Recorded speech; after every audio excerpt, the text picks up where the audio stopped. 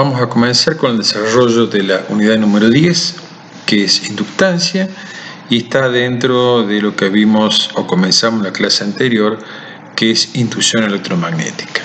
Los temas que vamos a abordar en esta unidad son los que están en el programa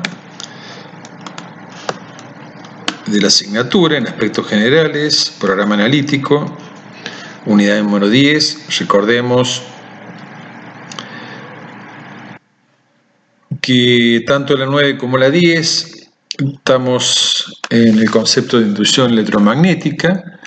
Aquí vamos a estudiar, como vimos ya en la clase pasada, los campos eléctricos que se originan a partir de campos magnéticos, variables y su aplicación.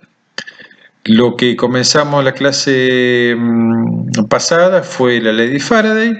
Vamos a hacer una breve introducción ahora y nos vamos a referir específicamente al capítulo número 10, que es inductancia. Veremos inductancia mutua, unidades, autoinducción, un par de cálculos de desarrollo para un solenoide recto, circuitos inductivos resistivos, energía almacenada en un campo magnético y algunas aplicaciones, algunos ejemplos con respecto a la inductancia. Entonces volvemos a repetir, tanto la unidad 9, ley de Faraday, y la 10, que es inductancia, están dentro de lo que es inducción electromagnética, y en esta parte estamos estudiando o analizando los campos eléctricos que se originan a partir de campos magnéticos variables y su aplicación. Recordemos dos conceptos básicos que vimos en la unidad anterior. La primera es la ley de Faraday, desarrollada la ley de inducción por Faraday, que expresa que el valor de la fuerza electromotriz inducida, que provoca la corriente inducida en un circuito, es igual a la velocidad de variación del flujo magnético concatenado por el circuito. Recordemos que habíamos hecho un par de experiencias al respecto, en el cual teníamos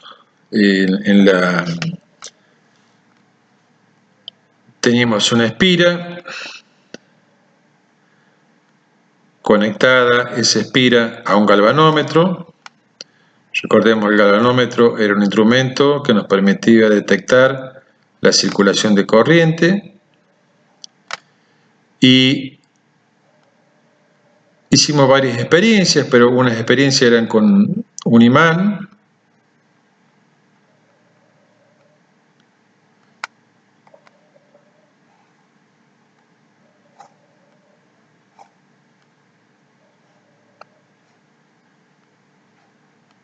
el cual lo movíamos en un sentido o en el otro, y cuando este imán estaba en reposo, o ambos no había movimiento relativo entre los dos, ni la espira ni el imán, veíamos que el galvanómetro no acusaba ninguna circulación de corriente. Pero cuando el imán avanzaba o se alejaba con respecto a la espira, veíamos que el galvanómetro detectaba la circulación de una corriente, y esa corriente era proporcional a la variación del flujo encerrado por la espira y a la velocidad con que está variando. Entonces, lo que expresó Faraday es que la fuerza electromotriz inducida, es decir, la FEM, que provoca obviamente una corriente inducida en un circuito, es igual a la velocidad de variación del flujo magnético. Recordemos que esto es variación de flujo respecto al tiempo, velocidad de variación del flujo magnético concatenado por el circuito. Sin no menos, ya vamos a verlo, o lo vimos mejor en la clase pasada, correspondiente a la de Lenz, y que nos indica un poco el sentido de circulación de la corriente. Entonces, para que exista FEM o fuerza electromotriz inducida, tiene que haber variación de flujo. Obviamente después va a estar relacionado en función de la velocidad o la rapidez con que movamos el inductor. La ley de Lenz como dijimos anteriormente, tiene que ver con el sentido de la fe inducida y que nos da también lugar al sentido de circulación de la corriente inducida, y es tal que se opone a la causa que lo produce.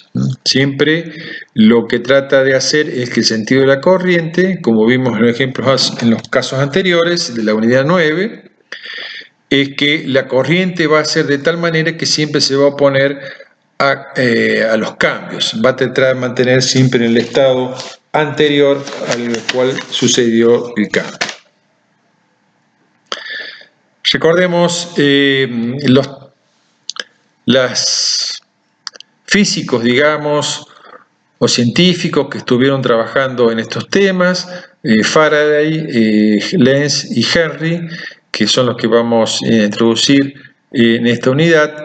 Faraday y Lenz en la unidad anterior, y Henry, recordemos que cuando comenzamos la unidad 9, en forma independiente y en lugares distintos, tanto Faraday como Henry estudiaron acerca de lo que era inducción electromagnética. Vamos a comenzar con inducción mutua. Vamos a tomar dos bobinas o espiras, recordemos, vamos a considerarlas, o si consideramos algunas bobinas siempre apretadas,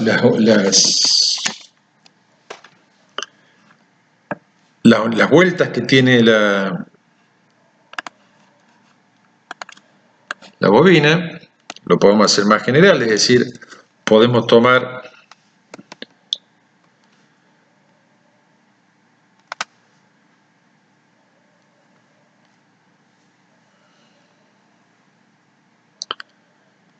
esta, que sería la bobina 1, que tiene N1 vueltas, simplemente dibujamos una simbólica, en el cual le hacemos circular una cierta corriente. Recordemos que cualquier conductor que transporta corriente produce un campo magnético, por lo tanto, aplicando la regla de la mano derecha, con la punta de los dedos de la circulación de la corriente, que sería en este sentido, y el pulgar me da la dirección, o nos permite representar las líneas de inducción representativas del campo magnético. Esta corriente que circula aquí sería la corriente I1 correspondiente a la bobina 1. Hasta acá, digamos, no hay nada diferente de lo que venimos trabajando, simplemente es un conductor que circula a través de una espira de una bobina y por lo tanto produce un campo magnético o un flujo magnético. Enfrentada a esta bobina vamos a colocar otra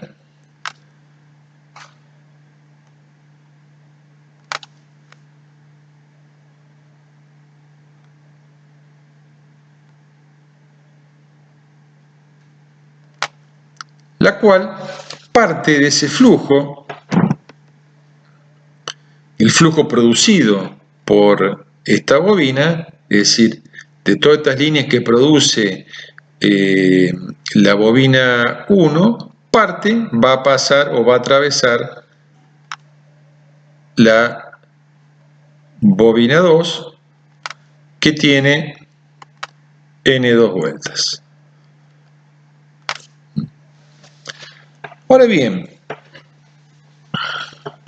si esto está en este sentido, no cambia ni la corriente, el flujo que se establece dentro de esta bobina, la cantidad de líneas que circulan o que producen el campo magnético, no va a cambiar, porque va a estar en función de la corriente. ¿Qué pasa si esta corriente ahora es variable? Si esta corriente, por ejemplo, fuera variable y aumenta,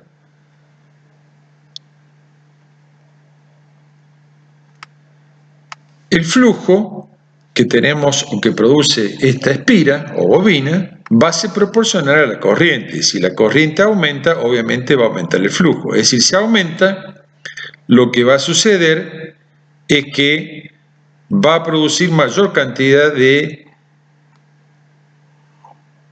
campo magnético y por lo tanto va a haber una variación en el flujo encerrado por la bobina 2. ¿Y qué decía Faraday? Faraday decía que si hay una variación de flujo concatenado o encerrado por la espira, más allá de la rapidez con la cual varía, se produce una fuerza electromotriz inducida que da origen a una corriente inducida. Por lo tanto, aquí se va a generar una corriente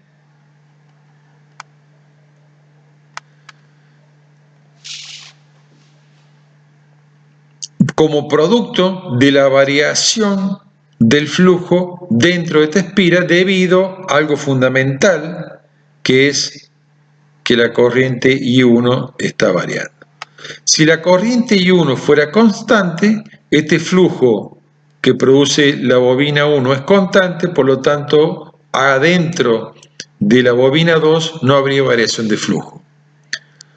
Solamente se va a producir esta corriente I2, se va a producir solamente como producto de la variación de la corriente I1. Al variar la corriente I1, varía el flujo, y como varía el flujo, parte de ese flujo que está encerrando por la bobina 2 va a variar y por lo tanto va a producir una FEM. Esta FEM es lo que estamos viendo en este dibujo. Tenemos la corriente I1 y simplemente acá estamos aclarando que tiene que ser variable para que se pueda producir la corriente I2 inducida.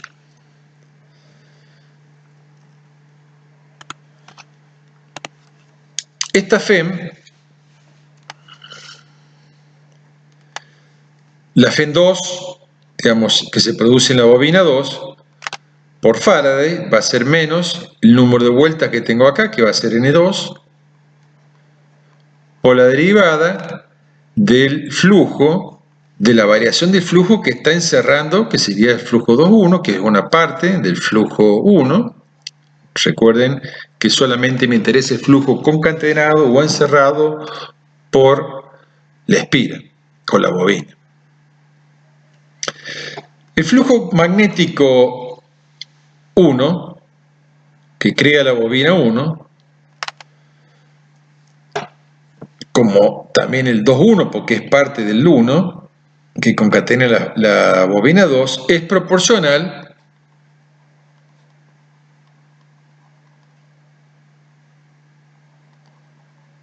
a la corriente 1, como vimos. Si aumentaba la corriente 1, aumentaba el flujo 1. Entonces podríamos poner que el flujo 2,1 es proporcional a I1.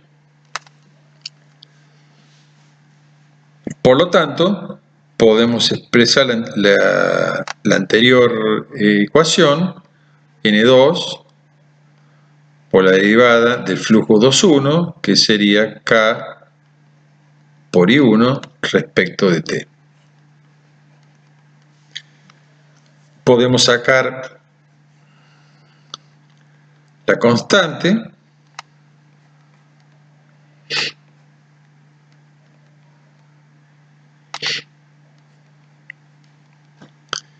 y al producto N2 por K lo vamos a llamar coeficiente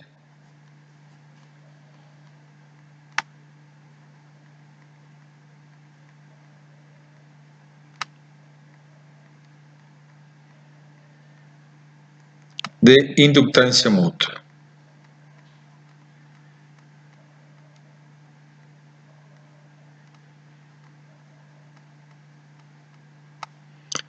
Al producto N2 por K. Por lo tanto, puedo expresar ahora este término que está acá, N2 por K, es M21 Por lo tanto, esto va a ser igual a menos M21 por la derivada de I1 respecto de T.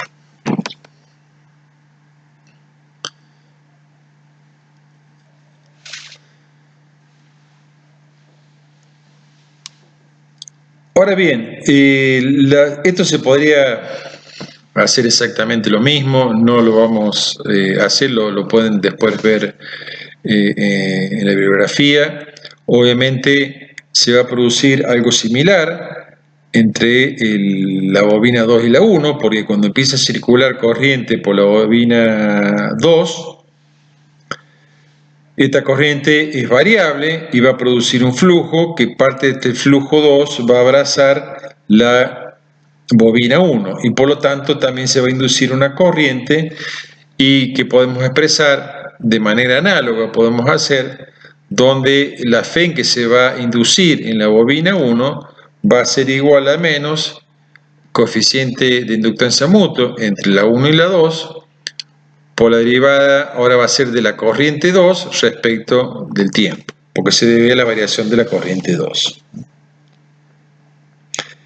La Fe inducida en cualquiera de las dos bobinas, E1 y E2, son proporcionales a la velocidad de variación de la corriente de la otra bobina. ¿Está bien? Es decir, la Fe que se produce aquí, que da origen a la corriente 2, se debe a la variación o a la rapidez con que varía la corriente en la primera. Y la Fe que se produce en la bobina 1 se debe a la rapidez con que cambia o la rapidez con que cambia la corriente en la bobina 2. Tanto las constantes de proporcionalidad M21 y M12 son exactamente iguales y se puede expresar que M es igual a M12 y es igual a M21.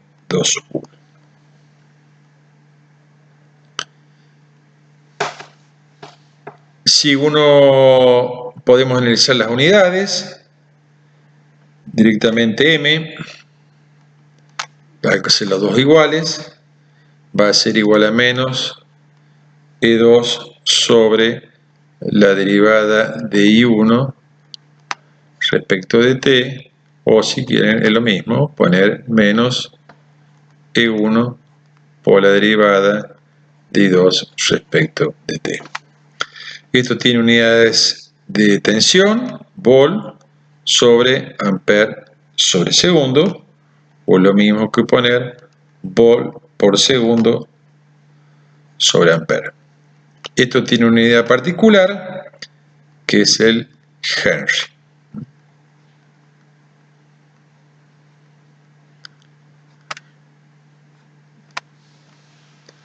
Entonces la unidad del coeficiente de inductancia mutua es el Henry, que es volt por segundo sobre ampere.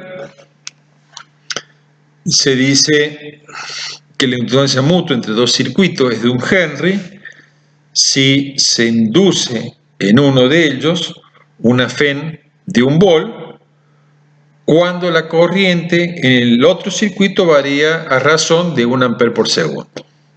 Entonces tenemos un Henry de coeficiente de inductancia mutua o de inductancia mutua cuando la FEN que se produce es de un volt y la variación de la corriente en el otro circuito es de 1 ampere por segundo.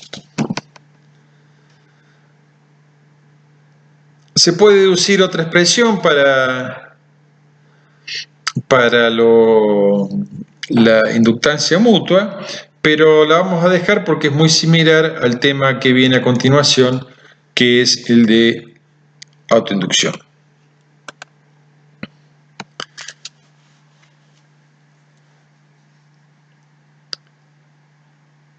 Supongamos tener una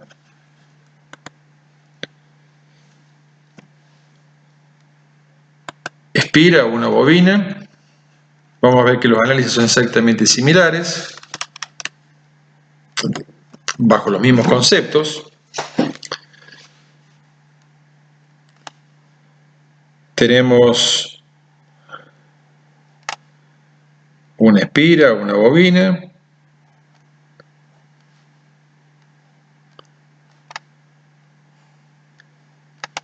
Y en el dibujo está puesto de esta manera, con una resistencia variable. Pero como vimos también, podremos, si queremos, lo que queremos lograr aquí es una variación en la corriente.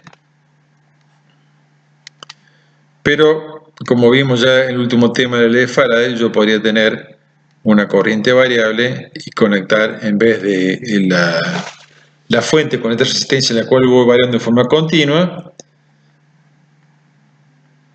para que se me varíe la corriente, lo puedo tener con una tensión variable que me va a dar una corriente variable.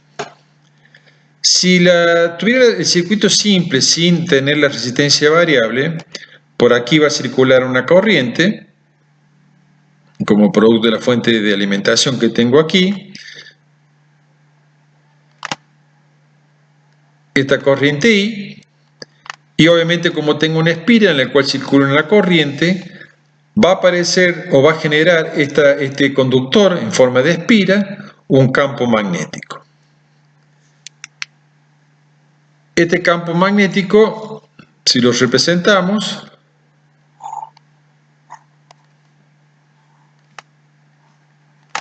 a través de sus líneas de inducción, sería algo de esta manera, y este sería el flujo magnético.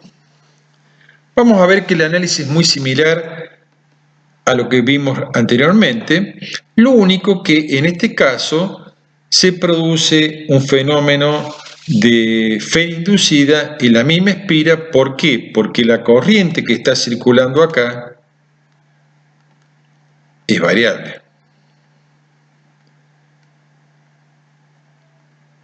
Debido a algún mecanismo por el cual produzcamos la variación, puede ser una resistencia variable o un generador en el cual me entrega una tensión variable, y por lo tanto la corriente va a ser variable. Cuando por la bobina circula una corriente, obviamente que genera un flujo magnético, pero como estamos expresando recién, si esta corriente que está circulando es variable, debido a la variación de la resistencia, este flujo que encierra o que atraviesa la espira también va a ser variable. Quiere decir que si la corriente aumenta, va a aumentar el flujo encerrado por la espira. Por lo tanto, si varía el flujo concatenado o encerrado por la espira, Faraday dice que se va a inducir una fuerza electromotriz inducida que va a dar origen a una corriente inducida.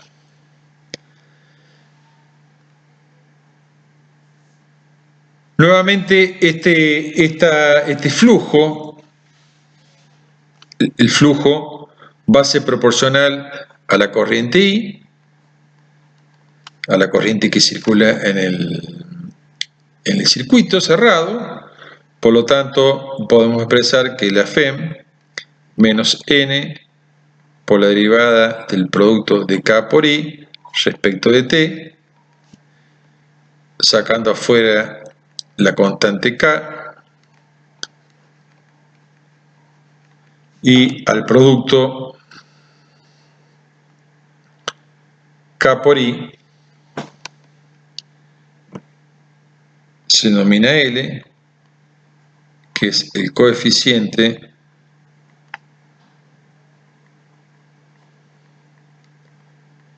de autoinducción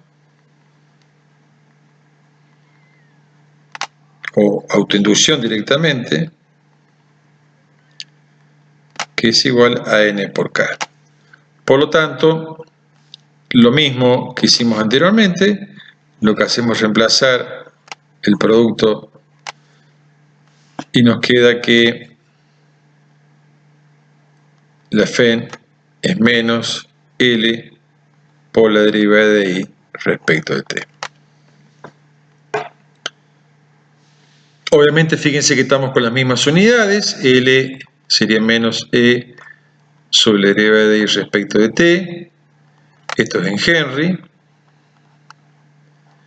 que es igual a volt sobre ampere sobre segundo. Quiere decir que para un circuito tenga un Henry de autoinducción, si se induce en él una tensión de 1 volt cuando la rapidez con la cual varía la corriente es de 1 ampere por segundo.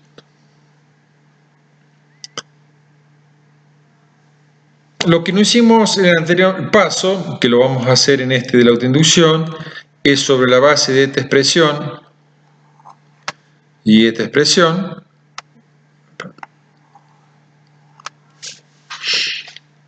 igual a los términos, por lo tanto nos va a quedar que menos n por la derivada del flujo respecto de t es igual a menos L por la derivada de I respecto de T. De acá podemos expresar que N por la derivada de flujo es igual a menos L por la derivada de I. Integrando definida. Bueno, acá nos va a quedar que N por la derivada del flujo es igual a L por la derivada de I, y integrando nos va a quedar una integral indefinida más una constante. Esta constante la podemos sacar con las condiciones iniciales, donde sabemos que si la corriente es igual a 0, el flujo es 0. Si la corriente es 0, el flujo es 0. Por lo tanto, si la corriente del flujo es 0, la constante es 0.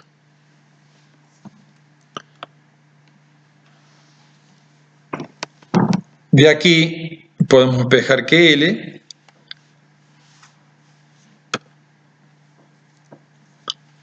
nos quedaría que L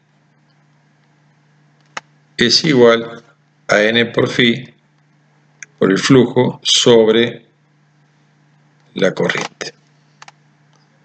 Esto es que la inductancia de un circuito es igual al flujo concatenado por unidad de corriente. Ya vamos a ver un poco más en detalle.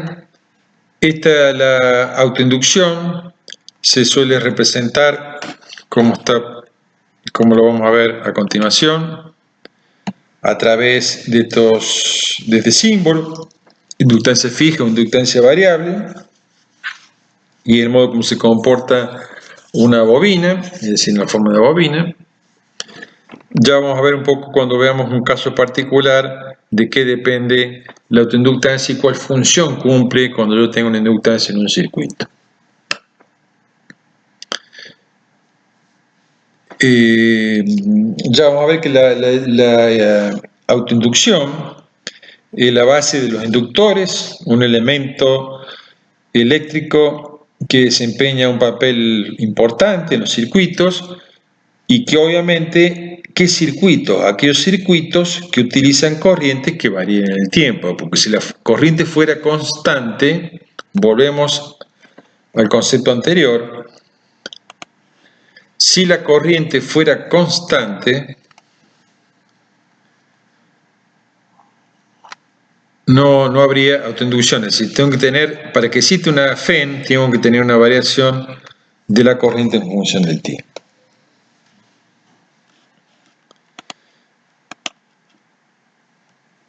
Cualquier circuito que contenga una bobina, un solenoide, como los que están expresados de esta manera, que estos son que están aquí, estos son solenoides, estas son espiras, bobinas, transformadores, tienen una autoinductancia. Y esto vamos a ver que evita que la corriente crezca o decrezca en forma instantánea. Se utiliza mucho también en osciladores de circuito, en líneas eléctricas, está presente en líneas eléctricas de media y alta tensión porque la corriente es variable, en transformadores como lo que estamos viendo acá. Tiene muchas aplicaciones con respecto a la aplicación de las bobinas en los circuitos eléctricos. El sentido de la FEN de autoinducción. Veamos cómo, y después ya lo vamos a ver un poco más en detalle al final también, el funcionamiento o cómo actúa o qué produce una bobina en un circuito. Consideremos este circuito que lo que tiene una bobina que está representada, como ya vimos, por el inductor, tiene una fuente y una resistencia. ¿Qué pasa si en este circuito la corriente, es decir, variando la resistencia, recordemos que la corriente, digamos, lo podemos definir sobre R, yo podría R, a este R que está aquí, disminuirla, por lo tanto si R disminuye, la I aumenta. Entonces, si la R disminuye, la I va a aumentar. ¿Y qué va a hacer la autoinducción? La autoinducción, ya vimos que cuando varía la corriente, va a variar el flujo que atraviesa la bobina y por lo tanto se va a generar una FEN inducida que va a ser proporcional a la rapidez con que varía la corriente. Habíamos visto que E igual a menos N por la derivada de I respecto de T. Si tengo presente que hay esta variación, debido a que la I aumenta, se va a producir una FEN. Y acá entra algo que no le habíamos dado mucha importancia, que era el signo negativo. ¿Qué dice? Sigue siendo la misma de Lenz, que se opone a los cambios, es decir, no va a querer que aumente. Por lo tanto, la FEN de autoinducción que se va a generar va a tener un sentido contrario al crecimiento. Es decir, en el caso de la FEN de autoinducción va a aparecer una FEN de inducción oponiéndose a la de la fuente para que no crezca la corriente.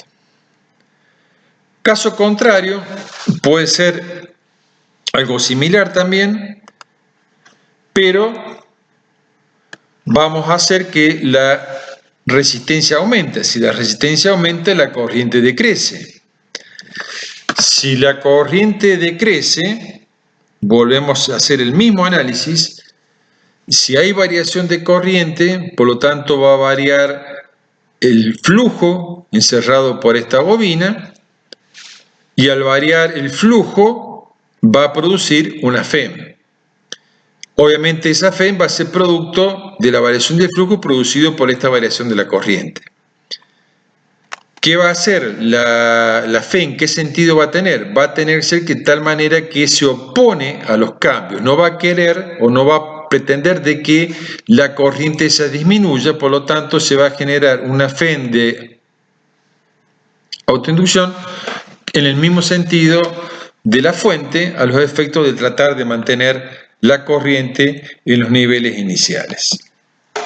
Ya después vamos a ver al final un poco más de detalle del comportamiento de un circuito en el cual tiene una inducción y cuál es el efecto que produce en sí. Acá también vemos un par de ejemplos. Simplemente esto es inductancia mutua porque tenemos, acuérdense, dos arrollamientos. Tenemos el primero, que supónganse que tenemos este arrollamiento con esta fuente en la cual el circuito está cerrado, por lo tanto este circuito genera un campo magnético y parte de este campo magnético es abrazado por la anterior, por la otra bobina 2. Obviamente, recordemos, volvemos acá a repasar algunos conceptos que son importantes. Para que exista una FEN es necesario que por Faraday haya una variación en el flujo. En esta bobina 2 tiene que variar el flujo acá adentro.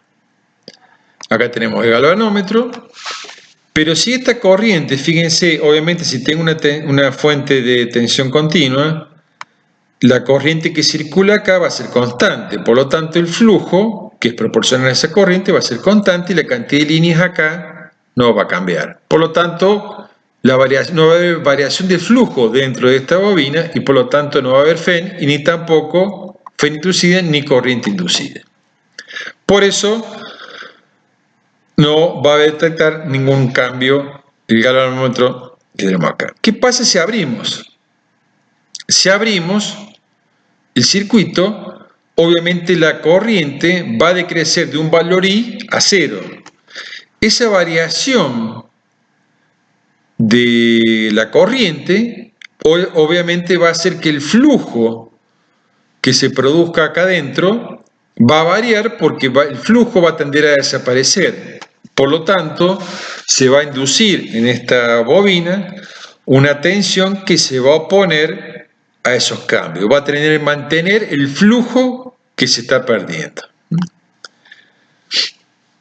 De la misma manera es cuando conectamos, porque si esto estaba en 0, obviamente acá no había flujo, y al cerrar el interruptor aparece un flujo y ese cambio que hay de 0 a un campo B0 va a hacer que se produzca una FEN inducida o una corriente inducida que va a dar origen a un campo que se va a oponer a los cambios, es decir, no va a querer que exista campo o va a tener que mantener el campo inicial. Acá simplemente lo que vamos a ver es un desarrollo muy simple de cómo se calcula la inductancia para un solenoide recto. Un solenoide que tiene algunas características particulares. Recordemos el solenoide, que es un enrollamiento en forma espiral de paso constante. Se caracteriza por tener n, que es el número de vueltas por la longitud, o n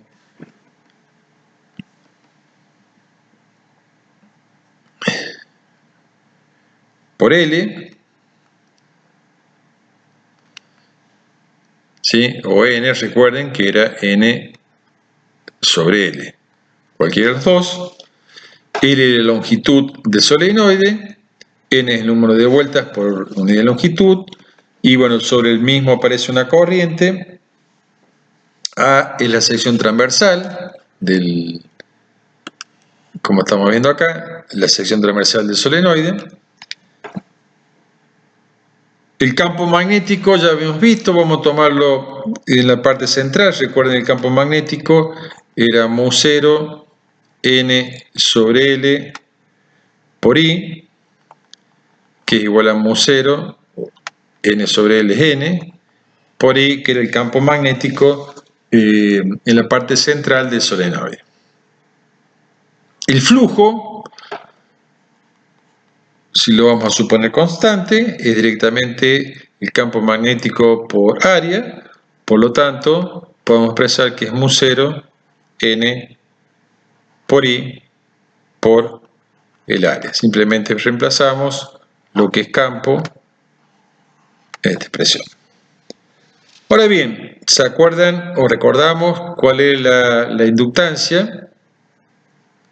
L era igual a N por el flujo sobre la corriente. Vamos a reemplazar lo que es flujo, todo lo que está aquí. Por lo tanto, L nos va a quedar ahora que es igual a N por el flujo, que es mu0 n por I por A sobre la corriente. Simplificando I con I, Acá podemos, como tenemos el n y el n, poner uno en función del otro.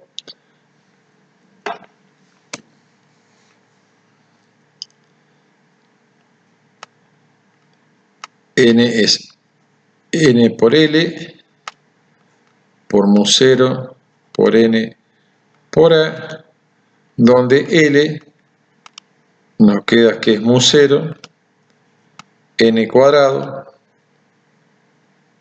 por a, por L.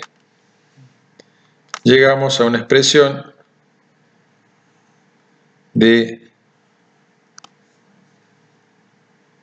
la inductancia para un solenoide recto y que depende, fíjense, de qué, del número de vueltas por unidad de longitud, del área y de la longitud, depende de los parámetros característicos geométricos y característicos de la inductancia. Acá es interesante, es decir, uno tiene un solenoide, en el caso más común que vamos a trabajar, L, que esto tiene una sección A, una longitud L, y obviamente tendrá un número de vueltas. Entonces vemos que la inductancia va a depender de ese número de vueltas por la longitud, por el área y por la longitud. Característicos, parámetros. Y es así que este es el tercer elemento eléctrico que estamos viendo, componente eléctrico, y recordemos los otros que también dependen de las características o propiedades de los materiales. En el caso de la resistencia, y también tenía una cierta longitud, y tenía un área, la resistencia y el material era ρ por L sobre A, y en el caso de un capacitor, separación de placas D, que puede tener un dieléctrico, KE y las placas de área A, la capacidad de un capacitor de placas paralelas era ε0 por KE por A sobre D. Fíjense que estos tres elementos que vamos a verlos asociados en forma, ya vimos ya un asociado que era los circuitos resistivos capacitivos, ahora vamos a ver al final después un resistivo inductivo y en el alterno vamos a ver la conexión de los tres, pero son elementos que se pueden construir, que tanto la resistencia, recordemos que se mide en ohm, la capacidad que se mide en faradios, o la inductancia que se mide en Henry, son valores que tienen presentes y no necesitan estar conectados a un circuito. Es decir, una resistencia de 5 ohm es un valor constructivo que no hace falta que esté conectado para que tenga los 5 ohm. Simplemente teniendo un elemento metálico que tiene un determinado ρ, una longitud y un área, ya tengo definido una cierta resistencia de un determinado valor. Entonces estos son los tres elementos que vamos a ver en los circuitos, los más comunes, y fíjense que todos dependen de las propiedades geométricas y obviamente características particulares de materiales o dieléctricos o medios magnéticos que podemos llegar a tener. Hay otro más que es el solenoide toroidal. No vamos a hacer el desarrollo, pero es muy similar. Y si uno quisiera determinar el valor, es exactamente el mismo desarrollo y se obtiene el valor de la inductancia para este material o este elemento.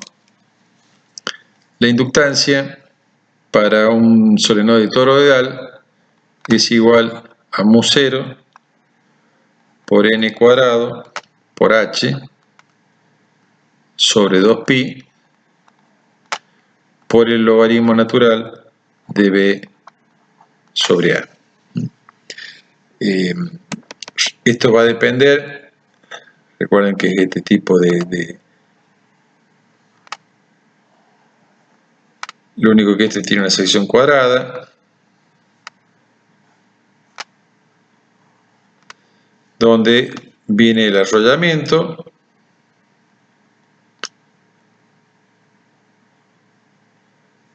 de esta manera. Tenemos definidos los dos radios, el radio A y el radio B, y obviamente esto tiene una sección cuadrada que puede tener una cierta altura, obviamente, o sea que va a depender del número de vueltas que tengo, que está con rojo, la altura y los dos radios. Es una característica de otro tipo de inductancia en un solenoide toroidal. Vamos a ver ahora un caso particular presente en los circuitos que tienen inductancia, que es el circuito RL.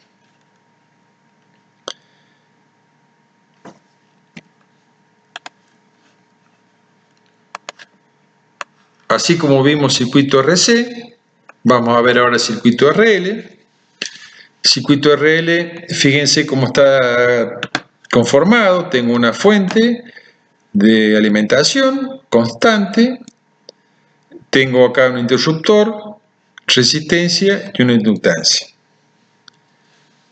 Obviamente, si el interruptor no está ni en A ni en B, el circuito está abierto, por lo tanto no va a haber circulación de corriente, pero si llevamos el interruptor a la posición A, vamos a ver que nos queda un circuito cerrado, por lo tanto se va a establecer una corriente. ¿Qué sucede?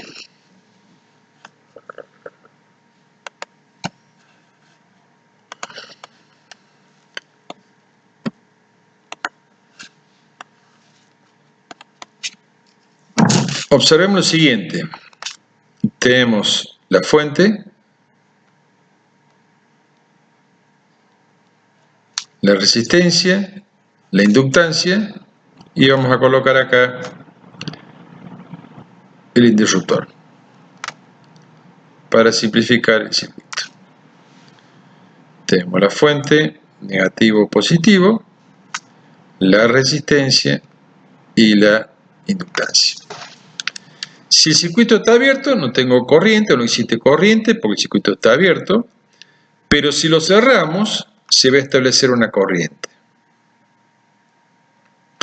La corriente va de más a menos, acá como dijimos. ¿Y la corriente qué pasa? La corriente, cuando el interruptor estaba abierto, la corriente era cero, digamos, no existía corriente, pero cuando cerramos el interruptor, la corriente trata de aumentarlo, por lo tanto va a haber un cambio en el valor de la corriente, y si varía la corriente, o si la corriente aumenta,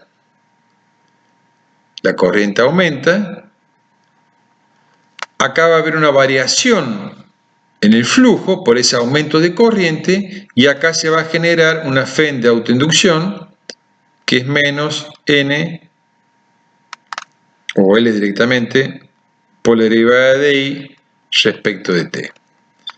Entonces tenemos que tener presente, ¿existe esta variación de I respecto de T? Sí, porque la corriente pasó de un valor 0, aumentó. Por lo tanto se va a generar una FEN. Y esta FEN se va a oponer a ese aumento. Va a tender a que la corriente no crezca, esta corriente I no crezca.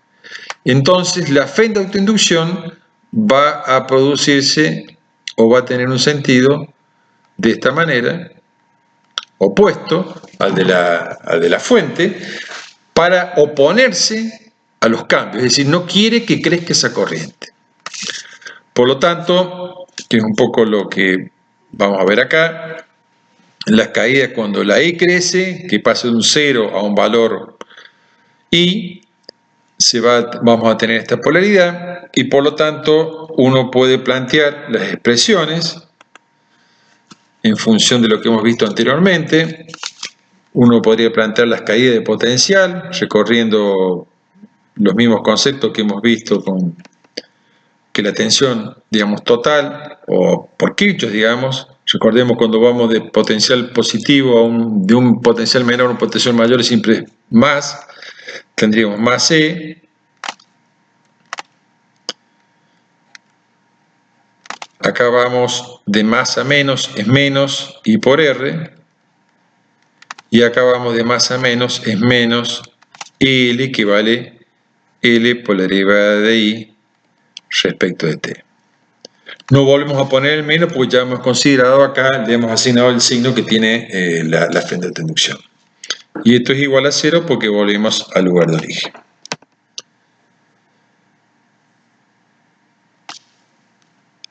Esto lo podemos acomodar un poco o lo que vamos a tener es una ecuación diferencial de primer orden. Podemos expresar I por R más L por la derivada de I respecto de T es igual a E, donde la solución para esa expresión es igual a E sobre R por 1 menos E a la menos T sobre L sobre R. Esta es la expresión donde vemos que cuando cerramos el interruptor, la corriente no alcanza o no pasa de 0 a un valor E sobre R, sino, si observamos,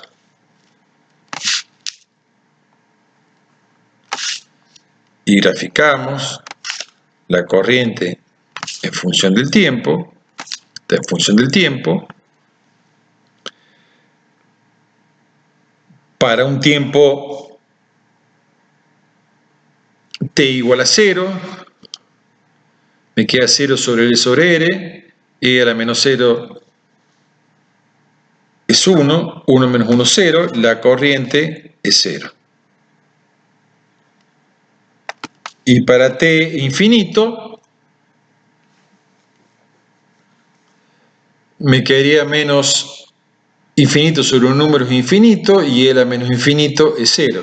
Por lo tanto, nos quedaría que la corriente se hace asintótica, este es el valor E sobre R, la corriente tendría una forma exponencial y se va haciendo asintótica al valor E sobre R.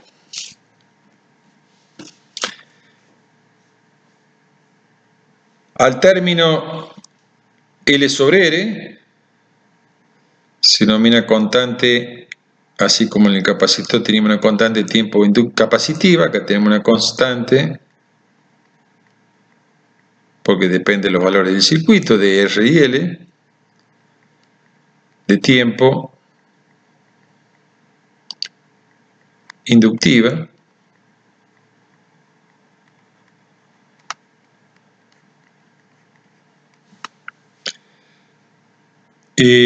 obviamente de tiempo porque este término que está aquí es adimensional. Recuerden las unidades, L en Henry y la resistencia es en ohm. Recordemos, nos vamos a las expresiones que conocemos, digamos Henry es volt sobre ampere sobre segundo, y ohm, de la ley de ohm sacamos directamente, es volt sobre ampere,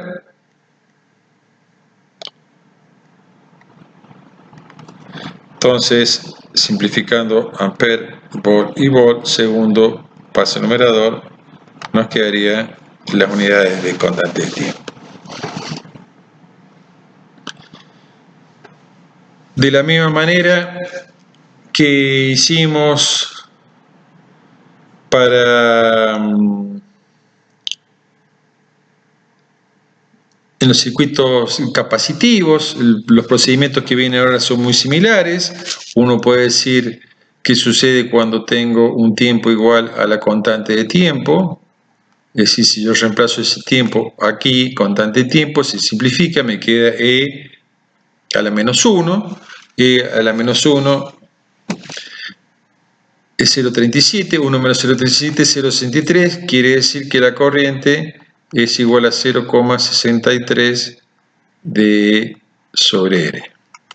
Quiere decir que cuando tengo un tiempo igual a la constante de tiempo, la corriente alcanzó un 63% de su corriente máxima sobre R. Esa es una forma también práctica para definir la constante de tiempo en un circuito inductivo, RL, donde se dice que la constante, en un tiempo igual a la constante de tiempo, la corriente alcanza el 63% de la corriente máxima. Recordemos también que se puede determinar gráficamente la constante de tiempo haciendo la tangente al origen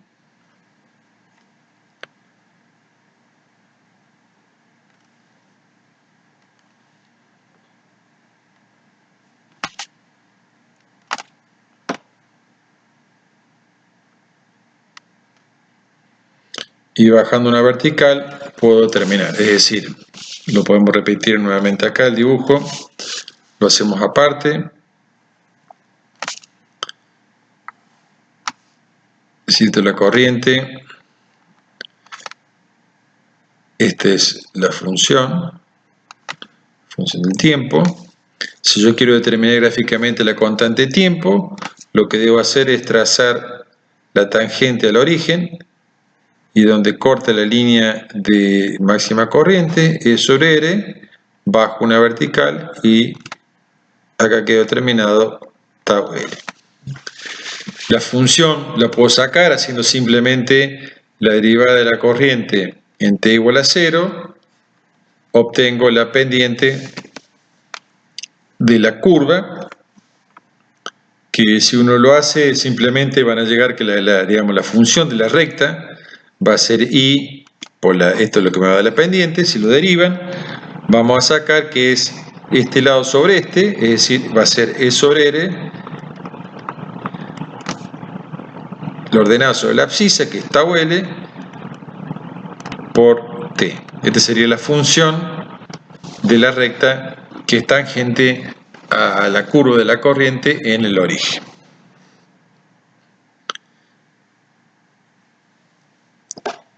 Esto es entonces el circuito RL.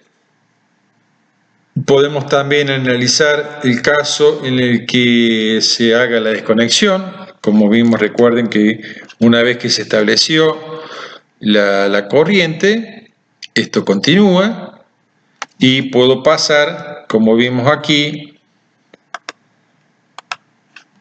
una vez que conectamos en el punto A, tenemos una corriente y luego podemos pasar al punto B. Cuando pasamos al punto B, obviamente lo que estamos haciendo es desconectando la fuente. Al sacar la fuente, ¿qué va a suceder? Vamos a tener que la corriente va a tender de pasar desde un valor 0, perdón, un valor máximo que es E sobre R a un valor 0, por lo tanto la corriente decrece. Entonces la FEN de autoinducción, se va a generar una FEN de autoinducción que se va a oponer a que la corriente decrezca y eso va a estar dado en función de que existe una energía almacenada en forma de campo magnético dentro de la bobina que hace que va a tratar de oponerse a que decrezca esa corriente. De la misma manera se puede resolver este ejemplo, digamos, así como lo hicimos para este caso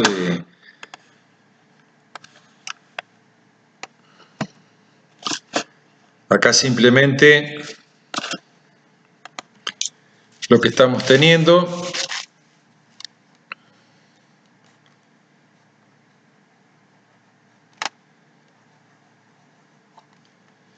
Este circuito sin fuente, donde obviamente la corriente que iba circulando de esta manera decrece de un valor sobre R a 0, por lo tanto la fuente de autoinducción va a tratar de generar una fuente de autoinducción de esta manera, es decir, es como si se comportara, no es tan así, pero como si acá apareciera una fuente tratando de mantener ese valor de corriente y que ésta no decrezca con el tiempo.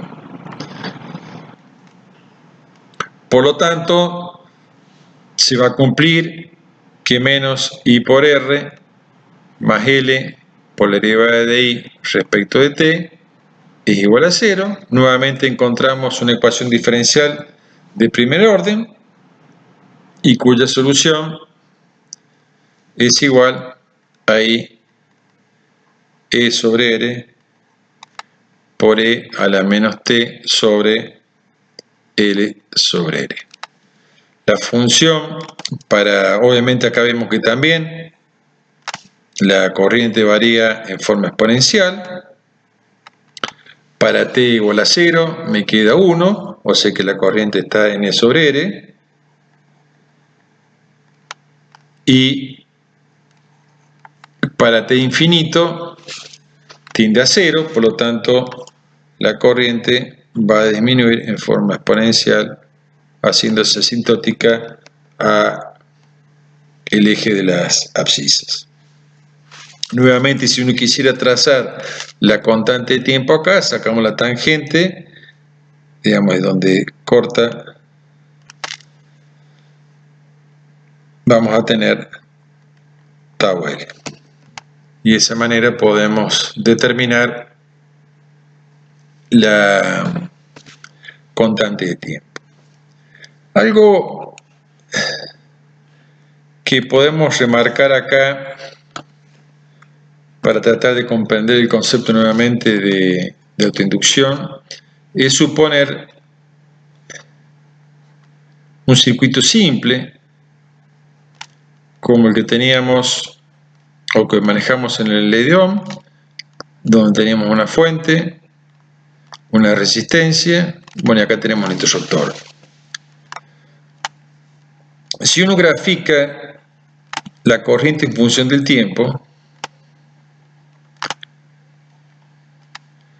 si el interruptor está abierto, la corriente es 0.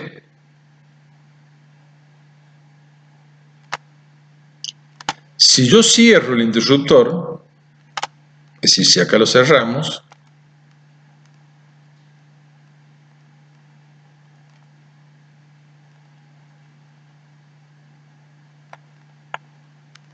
¿qué va a suceder? Al cerrar el interruptor, establezco un circuito cerrado y acá va a circular una corriente I.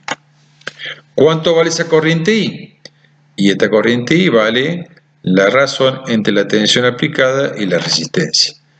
Como un valor independiente del tiempo es una constante, la corriente va a pasar a su valor en forma instantánea, E sobre R. Esto es lo que pasa en un circuito como el de Ohm. ¿Qué pasa cuando a ese circuito le colocamos una inductancia?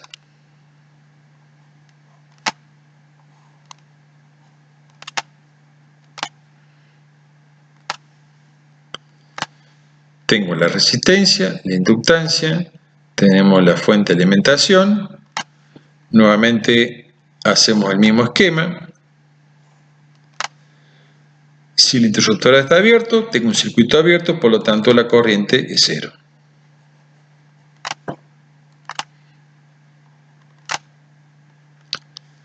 ¿Qué pasa si cerramos el interruptor?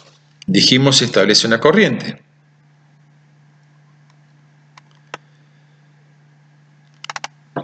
Y vimos que la corriente en un circuito inductivo no iba o no alcanzaba su máximo en forma instantánea, sino que seguía una ley exponencial donde se hacía asintótica al valor máximo E sobre R.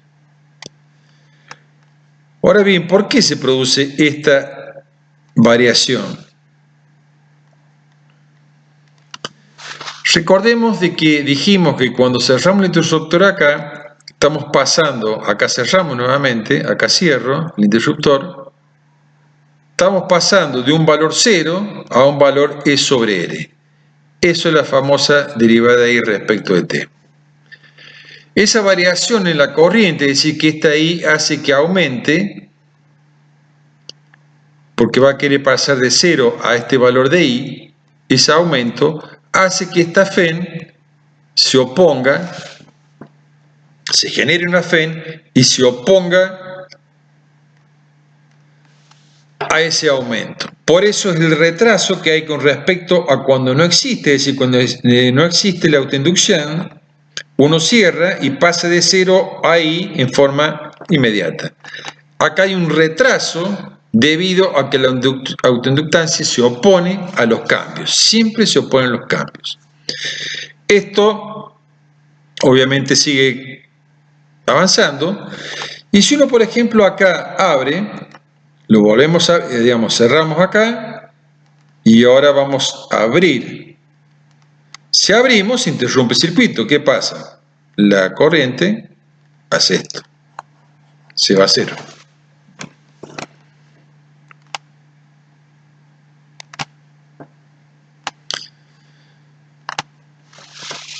¿Qué pasa acá si lo abrimos? Nuevamente, si lo abrimos,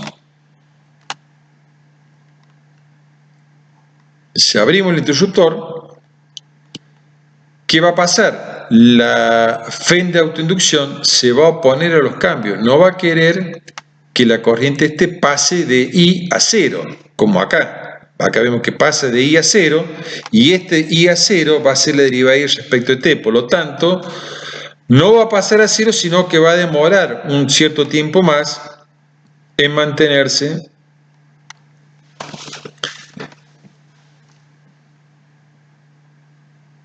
no cae a 0 directamente, sino que se mantiene en un cierto tiempo.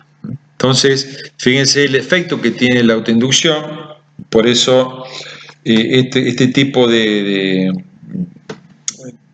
digamos, presente de la autoinducción en los circuitos que contienen bobinas, como los solenoides, evita que la corriente crezca por ahí, digamos, porque hay un retardo, que crezca o decrezca en forma instantáneamente y se utiliza mucho en los circuitos, osciladores, etc.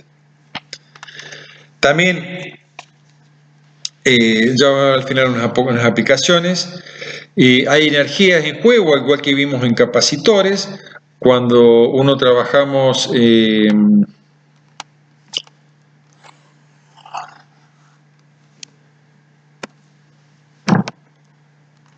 la primera expresión, recuerden que dijimos que la FEN era igual a la caída de potencial en la resistencia más la FEN de autoinducción. Si multiplicamos estos miembros, ambos miembros, digamos, por I, si multiplicamos por I, me queda E por I cuadrado por R, más I por L por la derivada de I respecto de T. Si observamos, ¿qué tenemos aquí? Esto E por I es la potencia desarrollada por la fuente.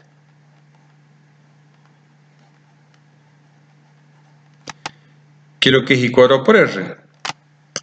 Es la potencia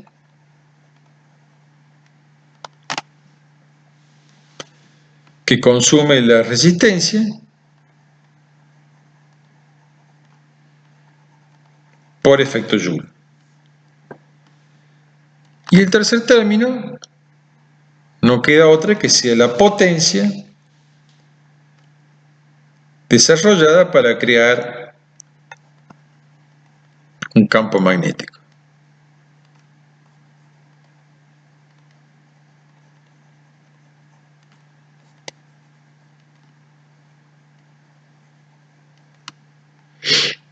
El campo magnético en el interior de la, digamos, del inductor o bobina, y esto lo vamos a llamar como la energía almacenada en el campo magnético.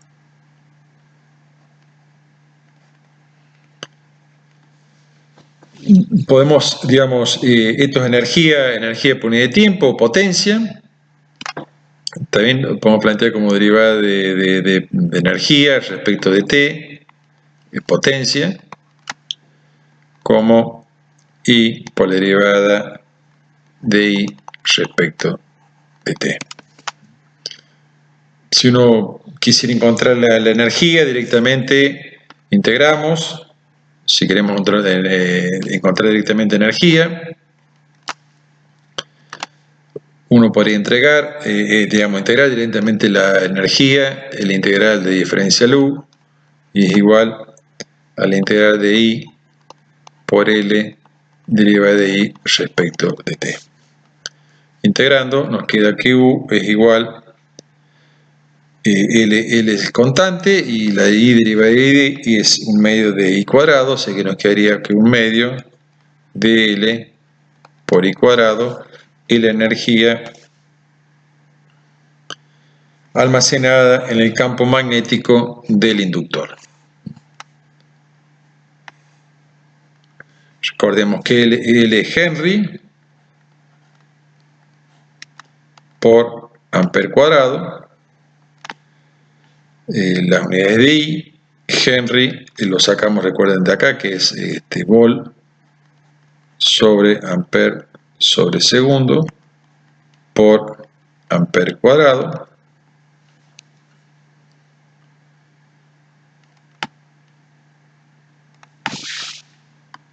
Esto nos queda volt por amper por segundo.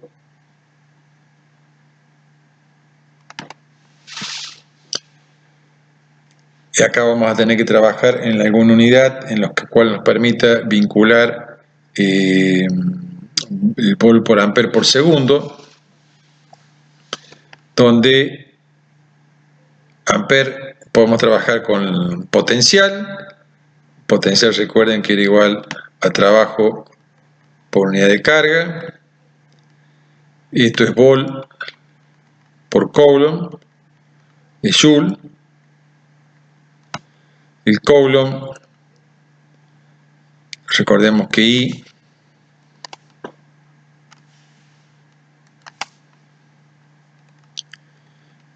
es la derivada de carga respecto de T, por lo tanto el coulomb lo podemos poner como amper por segundo, por lo tanto esto es volt por amper por segundo, que es igual a joule.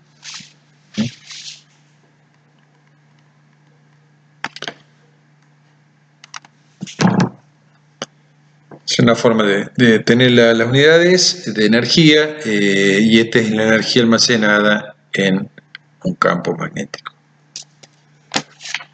Digamos, de esto hay muchas aplicaciones, quizás una de las aplicaciones van cambiando en función de los avances de la tecnología. Una de las aplicaciones más comunes de las bobinas y que forman parte de nuestra vida, por ejemplo, son las bobinas que se encuentran en los automóviles y que forman parte del sistema de ignición que alimentan las bujías de los automóviles a combustión. Algo que se usa, pero cada vez más en desuso, que es el tema de la iluminación por tubos fluorescentes. Digo en desuso porque se está reemplazando por los tubos LED. Existe un elemento adicional que acompaña los tubos fluorescentes, que comúnmente se llama balastro y que también tienen inductancias. En general, todas las bobinas en circuitos de corriente alterna obviamente presentan este fenómeno de autoinducción, ya que soportan, como vimos anteriormente, un flujo magnético variable. Siempre recuerden que tiene que haber un flujo magnético variable producto de una variación de corriente, por eso están en los circuitos de corriente alterna. Pero dicho fenómeno que forma transitorio está presente también en un circuito de corriente continua, como vimos recién, en los momentos de aperturas y cierres de los circuitos. Cuando pasa o abre un circuito cierre, pasa de 0 a un valor o de un valor máximo a un valor 0. Entonces, también está presente en los circuitos de apertura o cierre. En las fuentes de alimentación también se presente este tipo de elementos donde se utilizan bobinas para filtrar las componentes de la corriente alterna y obtener así corrientes continuas a la salida de estos elementos.